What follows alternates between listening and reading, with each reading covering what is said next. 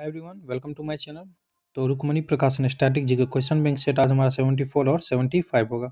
20-20-40 प्रश्न होंगे जो कि कंप्लीट करना एक ही वीडियो में। तो पहला प्रश्न होगा हमारा 74 का, the anarchy, the East India Company, corporate violence and the village of an empire नामक पुस्तक के लेखक कौन है? तो ये हो जाएगा William Dalrymple. William Dalrymple, option D.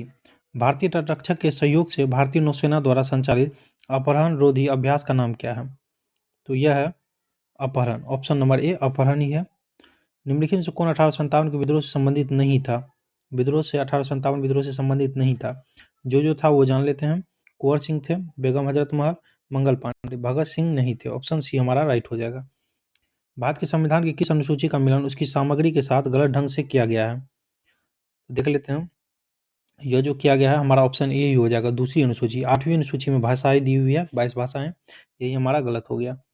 चलिए, भारत के संविधान का वो कौन सा अनुच्छेद है जिसमें जिसमें भारत के नियंत्रक और महालेखक परीक्षा का उल्लेख है? नियंत्रक और महालेखक परीक्षा का अनुच्छेद कौन सा है?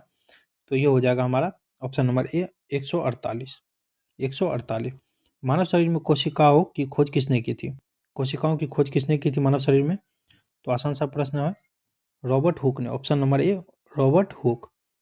कटु सत्यता को दर्शाने वाला सामाजिक नाटक मृच्छकटिकम किसने लिखा था? मृच्छकटिकम किसने लिखा था? तो ये हो जाएगा शूद्रक ने। किसने? शूद्रक ने। मृच्छकटिकम का यानी मिट्टी की छोटी गाड़ी। पटकाई बम पहाड़ियाँ भारत के किस भाग में स्थित है?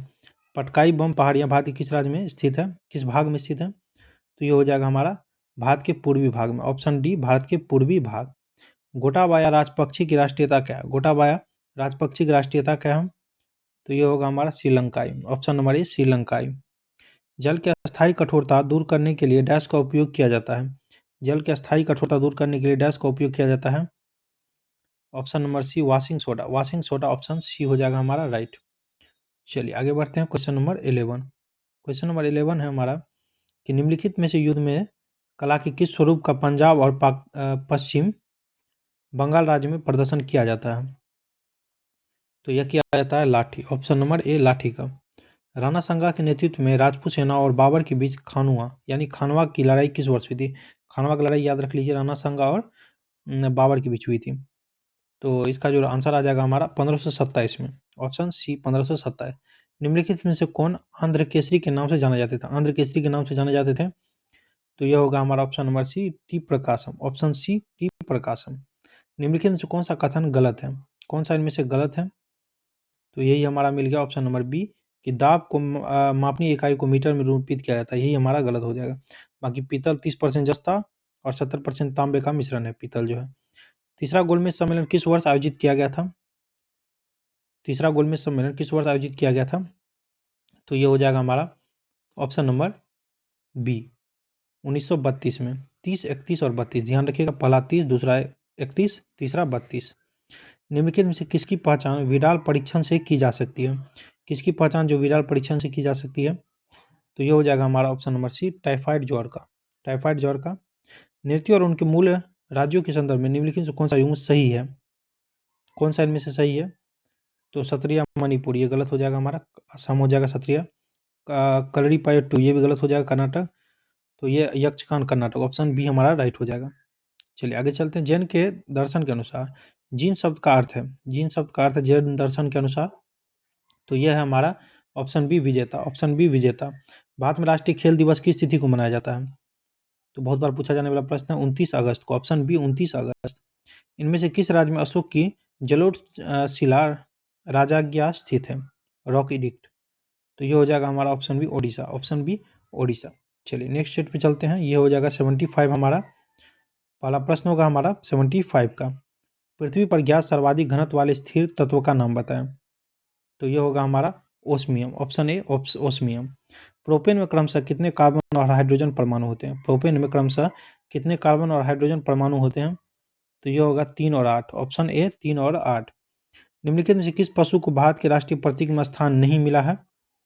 तो यह है ऊंट को। ऑप्शन ए ऊंट। संयुक्त राष्ट्र स्थायी लक्ष्यों के संदर्भ में निम्नलिखित में से कौन सा युग्म गलत है?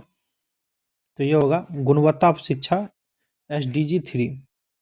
राज्य के महाधिवक्ता की नियुक्ति कौन करता है? आसान सा प्रश्न है, बहुत बार पूछा जाने वाला। राज्य के महाधिवक्ता की नियुक्ति कौन करता है? तो यह करता है राज्य के राज्यपाल। ऑप्शन ए, राज्य के राज्यपाल।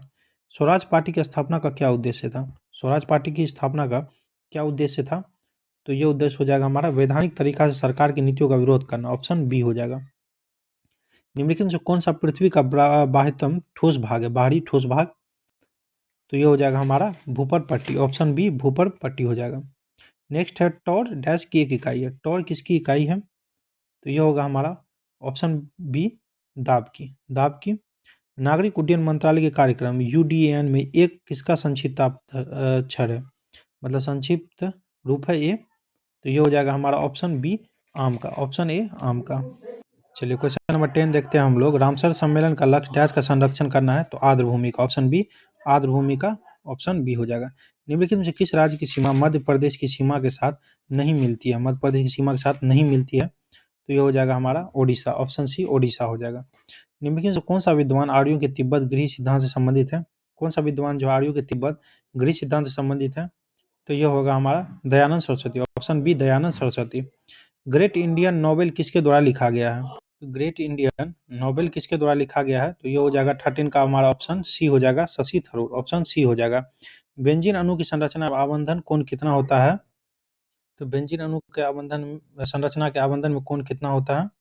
तो 120। ऑप्शन बी हो जाएगा हमारा राइट। चलिए आगे है।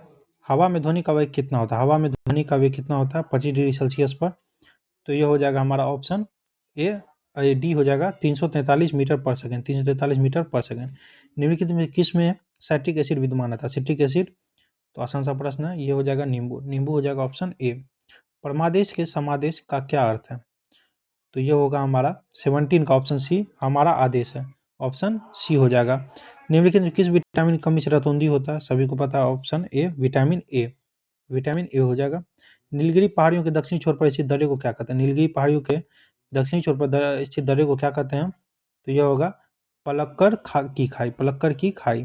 जीएनपी का क्या अर्थ है? जीएनपी का क्या अर्थ है? तो यह हो जाएगा option B gross national product. फिर से देखिए जीएनपी का ग्रॉस नेशनल प्रोडक्ट। चलिए 20-20 40 प्रश्न कंप्लीट हो गया इस वीडियो के माध्यम से। Thank you.